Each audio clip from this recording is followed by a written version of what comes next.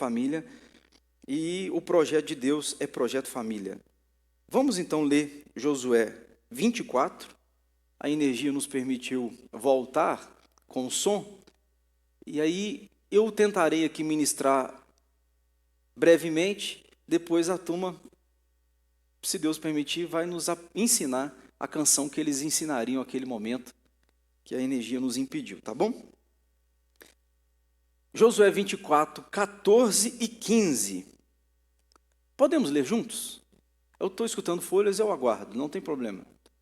Vamos esperar você localizar aí para a gente ler numa só voz, os dois versos, que é o 14 e 15, e a gente medita um pouquinho nessa passagem. Ok? Vamos juntos?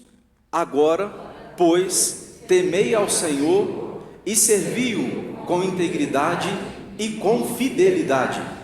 Deitai fora os deuses aos quais serviram vossos pais, da além do Eufrates e no Egito, e servi ao Senhor. Porém, se vos parece mal servir ao Senhor, escolhei hoje a quem sirvais, se aos deuses a quem serviram vossos pais, que estavam da além do Eufrates, ou aos deuses dos amorreus, em cuja terra habitais. Forte, eu e a minha casa serviremos ao Senhor. Amém. É um texto importante para nós, meus irmãos, porque é uma decisão de um homem de Deus, Josué, que envolveu a sua casa e a sua família. Então, hoje nós vamos conversar sobre esse assunto base, a base de uma família bendita à luz da Bíblia. Toda construção que a gente vai erguer, via de regra, se começa pela base. Sem base, sem estrutura, a construção não fica em pé. Base é muitas vezes algo ignorado e desprezado. Este templo só está de pé porque existe uma base para sustentá-lo. E via de regra ninguém chega e diz: nossa, mas que base bonita tem esse templo. Não é o destaque. O destaque é a estética. Inclusive recebemos agora na sexta-feira, dia 1º, um pastor lá de Natividade. Vieram aqui para conhecer o templo, as dependências da igreja, como é que funciona. O pastor Jonathan, um amigão. E é curioso, entra e sempre o destaque é: nossa, como é que está bonito, como é que é organizado, mas ninguém destaca. Nossa, mas deve ter uma base, isso deve ter uma sapata, sabe o que é isso não? Isso deve ter uma sapata, isso deve ter uma coluna, ninguém destaca. Mas o que mantém de pé é a base, essa estrutura. Então eu vou fazer uma introdução, vou ser objetivo nela. Mas prestem aqui atenção, eu sei que domingo de manhã é um pouco difícil a gente raciocinar, a gente costuma demorar um pouquinho para acordar, eu também. Mas me permita fazer essa introdução só para esticar o seu pensamento, provocar você a pensar, já que a gente está falando de base. Deus nos criou, meus irmãos, como seres humanos. Somos criados à sua imagem e semelhança. Somos seres humanos, nós não somos ente humano. Eu vou explicar. Somos seres humanos, nós não somos ente humano. Ser um ente humano, seríamos parecido como qualquer outro animal criado na face da terra. Ser ente humano, eu seria semelhante a um cão, a um gato, a um tigre, a uma ameba. Seríamos exatamente assim. Desculpe. Mas ser humano, existe uma virtude que nos distingue de tudo criado. Por exemplo, nós somos criados à imagem e à semelhança de Deus. Quando a Bíblia diz que nós somos criados à imagem e à semelhança de Deus, nós somos criados então com virtudes de Deus em nós. Diferente de um cão, diferente de um cavalo, diferente de um tigre, diferente de um gato, diferente de qualquer outro animal que você poderia citar.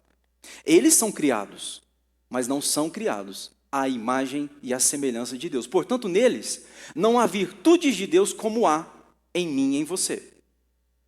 Você pode pegar um cão tem sentimentos que nós temos. Fica com raiva, nervoso. Aliás, tem até terapia agora para animais. É sério o que eu estou falando. Tem até terapia. Um cão, ele fica irado, irritado, com coisas que talvez a gente pode ficar irritado. Mas um cão nunca para, e qualquer outro animal, nunca para refletir sobre as atitudes dele. Vocês que têm animais no campo, na lavoura, na roça, vocês sabem que vocês nunca viram um animal pensando, preocupado. O que eu fiz hoje que o meu dono me puniu, brigou comigo? O que eu fiz? Ele nunca faz isso. Porque ele não tem uma das virtudes que Deus nos dá, chamada de consciência. Eu posso refletir sobre a vida e, mediante esta reflexão, eu então tirar conclusões e decisões de comportamentos diferentes. Eu posso fazê-lo, mas um cão não. Eu posso fazê-lo, você pode fazer, mas um animal não. Então, o que nos distingue dos seres criados por Deus e nós somos que Deus nos fez, então, a sua imagem. Portanto, nós somos um ser humano, nós não somos um ente, uma criatura humana. Nós somos um ser humano dotado de virtudes de Deus. Pois é. Digo isso porque nós temos, por exemplo, o menor organismo celular que há no mundo é chamado de ameba. Curiosamente, a ameba possui uma célula apenas. Só a título de comparação vou dizê-lo. A ameba possui uma célula. O ser humano carrega entre 30 a 37 trilhões de células. Então, a ameba é o ser que possui uma célula apenas. Mas o que eu tenho de diferente de uma ameba? É que uma ameba, mesmo tendo uma célula, ela nunca vai colocar a mão na cabeça e pensar: como que eu posso fazer diferente? Será que eu estou no caminho certo? Será que eu posso mudar de vida? Será que minha vida pode melhorar? Portanto, a ameba vai ser ameba, do jeito que a ameba sempre foi, até a volta de Cristo. Agora, aqui que está o ponto que eu quero chegar à conclusão dessa introdução. É possível que uma ameba seja mais fiel a Deus do que eu. E por que digo? Porque uma ameba cumpre o propósito pelo qual ela foi criada. Para que ela foi criada? Para que ela existe? Bom, ela existe para este fim. E ela é obediente enquanto vive para cumprir o fim que ela foi criada. Logo, eu, que sou criado à imagem e semelhança de Deus, pode ser que eu passe a minha vida inteira sendo mais desobediente do que uma ameba, do que um cão, do que um animal, no sentido de cumprir o propósito pelo qual eu fui criado. Então, nós somos seres humanos dotados de consciência. Nós conseguimos fazer uma coisa que animal nenhum consegue: analisar, decidir e praticar. Analisar, decidir e praticar. Coisas que você não vê nenhum animal fazendo. Analisar, decidir e praticar. E é curioso, por que, pastor, você está dizendo isso nessa introdução? Eu estou dizendo isso porque nós estamos diante de um homem, que é chamado de Josué. Contextualizando, por favor, pensem comigo. Josué foi treinado por Deus enquanto Moisés estava vivo. A primeira vez que Josué aparece na Bíblia, aparece com este diagnóstico: e Josué era servidor de Moisés. Ele aparece servindo Moisés com um propósito divino. Na falta de Moisés, Josué seria o seu substituto. E assim foi. Moisés morre. E vocês sabem que Moisés morreu sem poder entrar na terra prometida. Deus falou com Moisés: você vai ver, mas você não vai entrar. Você vai ver e você não vai entrar. E fato, Moisés viu, mas Moisés não entrou. Quem foi então o homem que Deus levantou para levar o povo para dentro, para pisar na terra prometida? Exatamente o Josué. Um homem treinado com o maior líder do Antigo Testamento, Moisés. Tendo dito isto, Josué cumpre a sua missão. Lembra, a gente está no capítulo 24, irmãos. O capítulo 24 é o último capítulo de Josué. É o final da jornada, é a linha de chegada. Josué já está sabendo que está chegando o fim da vida dele. E ele chega então depois de milagres extraordinários. Jericó foi derrubada, a cidade foi conquistada, o povo já está na terra prometida, a vitória é do povo de Deus. Só que ele percebe um problema. E aqui está um destaque. depois de grandes vitórias, podem vir grandes ciladas. Depois de grandes conquistas, a gente fica sujeito a grandes quedas. A gente precisa ter atenção quanto a isso. Jericó foi conquistada, a terra prometida agora é nossa, é do povo de Deus, mas ele percebeu um negócio sutil. O que era sutil? Espiritualmente, havia uma assimilação da cultura dos idólatras. Havia uma tendência de que Deus não fosse o único Deus a ser adorado, mas os deuses dos amorreus, dos heveus, dos jebuseus. Entre outras palavras, Josué percebe, depois de estar na terra prometida, um mal que é sutil. Mas ele percebe esse mal sutil, ele já entra com uma decisão, diferente de uma ameba, diferente de um cão, diferente de qualquer outro animal. Ele cumpre o chamado dele como ser criado à imagem e semelhança de Deus. Ele analisa, ele decide e ele pratica. Ele faz uma análise. Gente, vocês podem servir a quem vocês quiserem. Falando para o povo, quem vocês quiserem. Escolhem hoje, presta atenção na urgência. Ele não diz, decidam amanhã, decidam depois. Não, faça uma decisão hoje, quem vocês vão servir. Aí ele vai dizer a decisão dele, a postura dele. Eu e a minha casa vamos servir ao Senhor. Irmãos, aqui está um princípio glorioso para você e para mim, que somos seres criados à imagem e semelhança de Deus. Notemos a cultura da nossa época, notemos as coisas que são sutis, que vem entrando de forma sorrateira no meu pensamento, talvez no seu, no nosso, e sorrateiramente, impercebivelmente, aquilo vai sendo assimilado. Daqui a pouco, você está achando que o erro é certo, o pecado é aplaudido, o errado é tido como certo, e você foi sutilmente assimilando e adotando aquilo dali. Josué põe um cajado e diz, eu e a minha casa, nós vamos servir a Deus. Se vocês querem fazer diferente a vida de vocês, cada um cuida do jeito que vocês querem, mas eu e a minha casa, nós vamos servir ao Senhor. São versos curtos, nós lemos 2, mas muito profundos para a gente. Pensar na base da nossa família, na base da nossa existência humana na terra, para a gente ser diferente dos entes criados por Deus, a gente ser um ser humano criado, dotado de virtude, que pensa, que reage, que decide e que põe em prática essas coisas. Tendo dito isso, eu separei então 3 aplicações aqui para a minha vida e para a sua. Pense nelas, por favor. Tome nota em negrito na sua cabeça, em destaque na sua cabeça, para a gente ser edificado, a gente fazer como Josué, tomar atitudes na vida também, se assim você concluir. Primeira verdade que eu quero chamar a sua atenção é esta. O amor não sustenta uma casa sem fundamentos. Amor é uma coisa divina, essencial, mas casa nenhuma vive que só tenha amor. Amor é muito importante, repito, mas não é tudo. Eu escrevi aquele devocional, Famílias Benditas, inclusive é por essa razão que eu estou trabalhando essa temática neste ano com vocês. Mas no segundo dia do devocional, portanto, dia 2 de janeiro, para quem depois tiver curiosidade, eu falei sobre este assunto, sobre amor. Eu usei uma figura ali naquele devocional.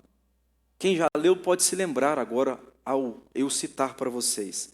Eu usei uma figura assim: nem todo sentimento, ainda que seja um amor, cabe dentro do mesmo mundo. E eu ilustrei. Um peixe pode amar um pássaro. Um peixe pode amar um pássaro. Mas onde viverão? Um pássaro quer vento, quer ar. Um peixe quer água. Não dá para eles terem vida em união, mesmo que se amem. O amor é uma coisa boa, mas nem toda forma de amar é válida. E eu estou, sim, fazendo uma crítica a uma música que existe, que toda forma de amor é válida. E não é. Toda forma de amor não é válida. Existe uma forma de amor que é válida. O amor que é parecido, que é similar, que é igual ao amor de Deus. Esta é a única forma de amar válida, segundo as Escrituras Sagradas. Então um peixe pode encantar com um pássaro encantar com um peixe, mas nunca viverão juntos, ainda que se amem. porque não tem comum acordo. Amós 3,3 diz: andarão dois juntos, se não houver entre eles acordo? Andarão dois juntos se não houver entre eles acordo? Bom, eles podem até ter amor, mas eles não têm acordo, eles não podem ter comunhão. E é interessante o que Josué diz, ele diz assim: gente, escolhem hoje a quem vocês vão servir. Escolhem hoje a quem vocês vão servir. Ele toma uma decisão. Irmão, que coisa difícil é tomar decisão. Perguntaram para um rapaz da internet, ele só usa roupas pretas. Eu achei curioso. Ele só usa roupas pretas, seja blusa preta, camisa preta, calça preta, só preto. Aí um dia interrogaram ele: você só tem a mesma roupa? E aí ele diz assim: não, meu guarda-roupa tem várias roupas, só que todas elas são pretas. Aí perguntaram: por que então que você usa só roupa preta? Ele deu uma resposta que eu nunca tinha pensado.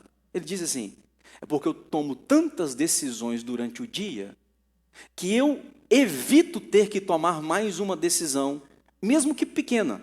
Eu vou usar bege ou branco, preto ou azul.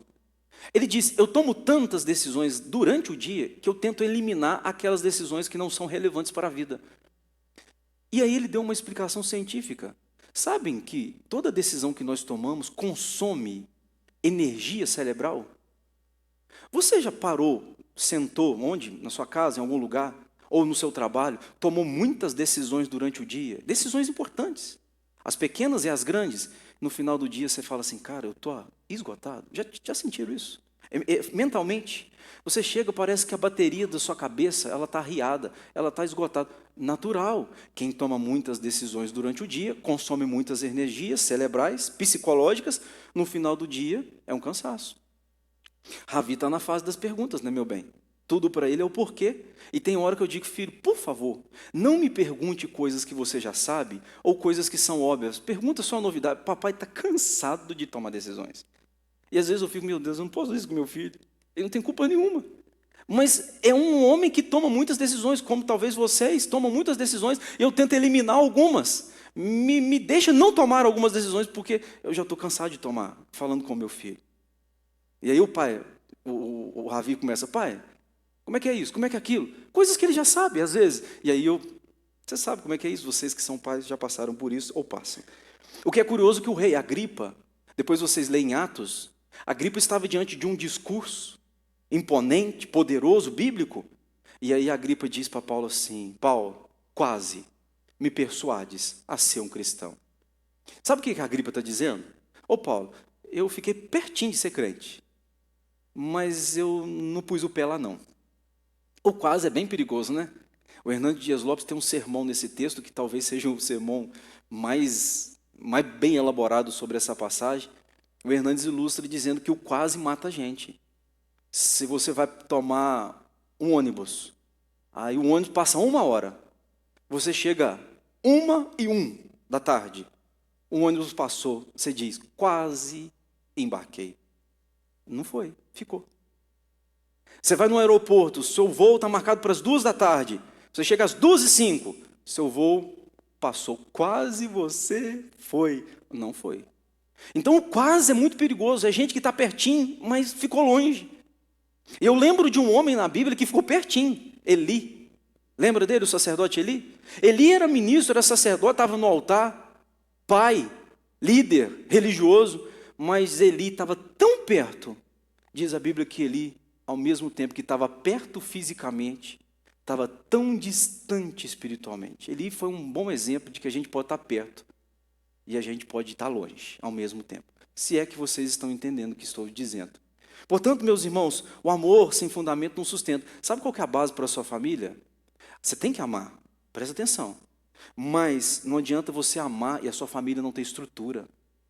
Não adianta você amar a sua família não ter uma base sólida para a sobrevivência. Tem muita gente que se ama separando. Tem muito pai que ama o filho brigando com o filho, não suportando viver com o filho. Vice-versa. As ilustrações elas são em diversas áreas e frentes, porque o amor solitário não é tudo. Nós precisamos fazer uma decisão sábia de construir a nossa casa debaixo de ou melhor, por cima de um fundamento sólido, vívido, eficaz. Pois é, Deus precisa ocupar o centro da nossa casa. Por isso que Josué diz: comecem com Deus, Ele é tudo. Hoje, vocês escolhem. Eu já fiz a minha escolha. Agora, no segundo ponto que eu quero chamar a sua atenção aqui, é que alguém precisa assumir a liderança espiritual na sua casa. Alguém precisa. Você é pai, comece por você. É responsabilidade do homem, paterna, assumir a responsabilidade espiritual do lar. Agora notem, meus irmãos, se nós não assumirmos a responsabilidade espiritual da casa, alguém o fará. Então o que é ter uma responsabilidade espiritual do lar? É assumir essa liderança, é dizer que aqui Deus governa, aqui quem rege é Deus, aqui quem manda é Deus. Como? Através das Escrituras Sagradas. Agora, se eu não o fizer e você não o fizer na sua casa, alguém vai governar lá. Se Deus não governa a sua casa, alguém vai governar a sua casa. Calvino dizia uma frase forte: não existe casa sem Senhor. Entenderam? Não existe família sem Senhor. Pode pegar o ímpio, é ateu, ele não crê em Deus. Pois é, mas a casa dele é governada pelo Senhor. Eu não sei qual, mas é governada pelo Senhor. Então toda casa tem um Senhor. Nós, como crentes, temos que fazer da nossa casa que o Senhor ali seja o Deus Todo-Poderoso. Por isso que Josué chega e diz: gente, vamos escolher hoje, porque na minha casa quem vai governar é o Senhor. Quem vai estabelecer princípios é o Senhor, quem vai governar é o Senhor. A forma como eu lido com a minha vida conjugal é a forma bíblica. E notem vocês, nós estamos em Josué. O Novo Testamento não tinha sido escrito ainda. O material que ele tinha era o Pentateuco. Só com o Pentateuco que ele está dizendo é suficiente para eu viver a vida do jeito que Deus quer. Vocês sabem o que é Pentateuco? Os 5 primeiros livros da Bíblia. Só com este conteúdo, Josué está dizendo, é suficiente para eu e minha casa servirmos ao Senhor. Nós temos hoje a Bíblia toda inspirada e revelada nas nossas mãos. A gente está em vantagem com relação a Josué. Então, segundo princípio é esse, irmão: assuma a liderança espiritual na sua casa. Ah, pastor, mas eu sou viúva, ou sou separada, eu sou sozinha lá em casa. Bom, se você é mãe, não tem a ausência do marido, ou do pai, ou do esposo, eu digo para você, é você então que tem que assumir. Na ausência de, assume a. Então, se falta ele, assume eu. Ah, eu vivo sozinho, minha vida é assim, eu estou solitário. Então, assume a liderança espiritual da sua vida. Tem filhos? Assuma a liderança espiritual dos seus filhos. Porque é responsabilidade nossa dizer, aqui em casa, quem governa é o Papai do Céu. E da maneira que o Papai do Céu governa, não é do meu jeito, não é como quero, é como a Bíblia estipula. Bom, o primeiro princípio é o amor não se sustenta sem fundamento. O segundo, alguém precisa assumir a liderança espiritual da sua casa. Eu só vou ilustrar antes de passar por terceiro. É curioso uma coisa que tem acontecido no mundo, irmão. Muito curioso, eu fico pensando nisso. Pega um muçulmano, um islamista, põe um muçulmano, vou ilustrar com um muçulmano, só por exemplo. Põe um muçulmano numa universidade cristã reformada, para ele fazer um curso ali de 4 anos. Eu pergunto a vocês, depois de 4 anos, o muçulmano sai crente ou sai muçulmano? Bom, as estatísticas dizem que um muçulmano consegue frequentar uma universidade cristã 4 anos e continuar saindo muçulmano. É curioso. Agora você pega um crente, aí eu vou especificar, um evangélico. Um evangélico entra numa escola muçulmana. Se bestar, 3 meses já está tendo atitudes, comportamentos muçulmanos. Islamista. Ah, pastor, o senhor está exagerando. Então, tá, vou ilustrar, então vou amenizar. Ele entra numa escola onde os seus princípios são ateístas, antibíblicos. Um crente, que às vezes passou a vida inteira na igreja, com 3 meses ele volta para os crentes da família e começa, eu achava que nós estava certo, eu descobri a verdade. Qual a verdade? É que Nietzsche falou que Deus morreu. Qual a verdade? Ah, é porque os filósofos antigos mataram Deus, Deus não existe, isso é balela, eu acreditei na vida inteira uma mentira. Irmão, 3 meses, 4 meses tem feito muitos crentes entrarem numa universidade com fé e sair de lá sem fé. Nós temos que pensar o que está acontecendo com nós crentes. O que está acontecendo com o povo de Deus? Casa-se, não deveria, mas acontece. Um crente, um ímpio. O que via de regra acontece? O crente ia na igreja, o ímpio não ia na igreja. Aí de repente os dois se unem. Daqui a pouco os dois não estão indo na igreja mais, os dois não estão com fé mais. O que deveria ser o oposto. Não deveria acontecer, mas se acontece, deveria ser o oposto. O crente influenciar. Mas nós estamos numa geração que o crente é influenciado demais. Gente, nós estamos na era dos influenciadores, não esqueçamos disso. Se tem influenciadores, é porque tem gente influenciada. Então, se o Neymar usa um boné de uma marca tal, tem uma multidão que usa. Se o Ronaldo usa um tupete de um jeito, tem uma multidão que usa. Isso é ser influenciado. Nós não somos chamados para sermos influenciados, nós somos chamados para sermos influenciadores da geração. Por isso que Josué diz assim, gente, hoje vocês decidem, porque eu já fiz a minha decisão. Se vocês querem ir comigo, estamos juntos. Agora, se vocês não querem, eu e a minha casa, nós vamos servir ao Senhor. O que é curioso é que não é a esposa que diz, repararam? Não são os filhos, mas é ele. Às vezes nós somos bons de negócio, nós somos bons para ganhar dinheiro, nós somos bons para tanta coisa, mas as decisões espirituais da nossa casa a gente posterga, a gente deixa com que a mulher faça, com que os filhos façam. E, ainda bem, louvado seja Deus que tem umas mulheres muito crentes hoje. Não, ainda bem, porque se não fosse, a gente estaria lascado. Preguei na igreja batista agora para homens, eu disse para eles, nós tínhamos 40 homens lá, eu falei, gente, cadê os homens?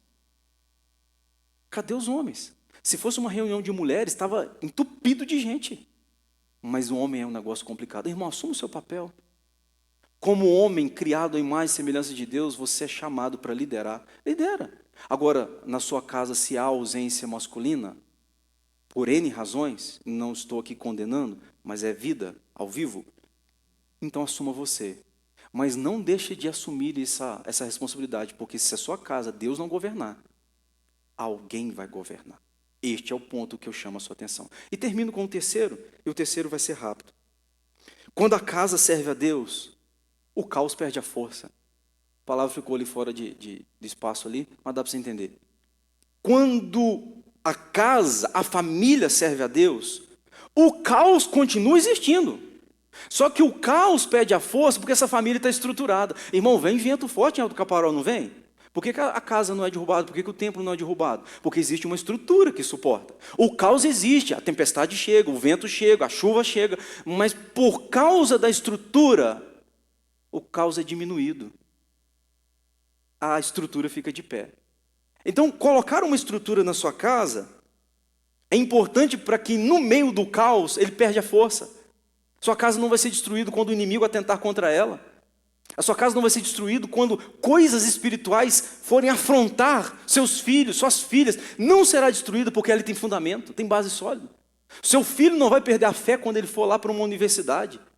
Aliás, se na universidade alguém disser, Deus morreu, ele vai ser o primeiro a levantar. Eu não sei de que Deus vocês estão falando, porque o Deus da Bíblia morreu, ressuscitou, está vivo pelos séculos dos séculos. Ele vai ser o primeiro a defender o Evangelho. Embora o Evangelho não precise de defesa, o Evangelho precisa de proclamação. Então, meus irmãos, nós precisamos nos atentar e colocar nossa casa debaixo do cuidado do Senhor. E aí, eu vou pedir ao pessoal da tela, para mais uma vez nos servirem aqui, para eu concluir, Juízes 1:7. Olha o que é curioso, a gente está no final de Josué, é 24, vai entrar Juízes. Olha o que diz Juízes 1:7. Está na tela. Então disse... Olha que eu peguei o texto certo. Juízes 1:7. Hã? Faleceu Josué. Põe 1:8. Deixa eu ver. Não, espera aí. Passa. Eu anotei o texto errado. O texto da tela está certo, o meu que está errado. Põe o verso 10.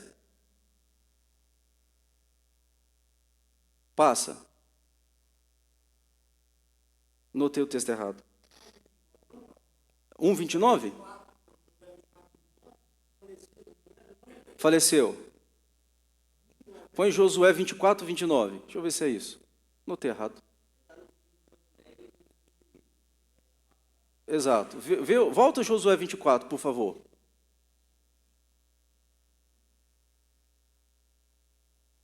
Josué 24. E verso 29.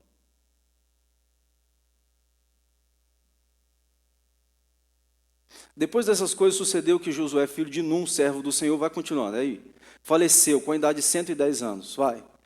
Sepultaram na sua própria herança, em Timnat-Sera, que está na região montanhosa de Efraim, para o norte do monte Gaás. É difícil falar.